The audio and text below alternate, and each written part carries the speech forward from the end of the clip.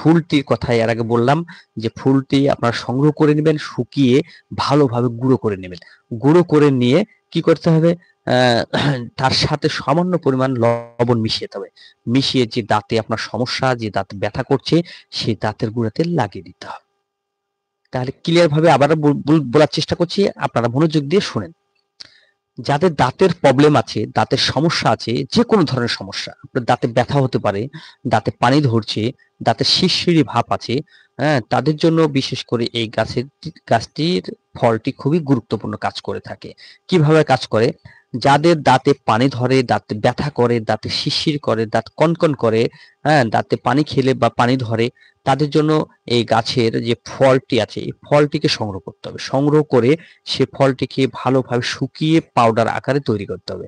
Powder তৈরি করার পরে আপনাকে পাউডারের সঙ্গে আপনাকে লবণ, সামান্য পরিমাণ লবণ মিক্সচার করতে হবে। লবণ মিক্সচার করে যেসব দাঁতের সমস্যা আছে, সেসব দাঁতের গোড়াতে আপনি প্রলেপ দিয়ে রাখবেন। কিছুক্ষণ একটু পাউডার নিয়ে লাগিয়ে রাখলেন। বা লাগিয়ে রাখার পরে যখন লাগানো কমপ্লিট, কিছুক্ষণ পরে আপনি আরেকটু পাউডার নিয়ে সমস্ত দাঁতগুলো আপনি মেজে নেবেন। তাহলে দেখবেন দাঁতের গোড়া শক্ত হবে, দাঁতের ব্যথা কমে যাবে, দাঁতের শিরশিরানি কমে যাবে, দাঁতে পানি ধরা কমে যাবে। ইনশাআল্লাহ খুব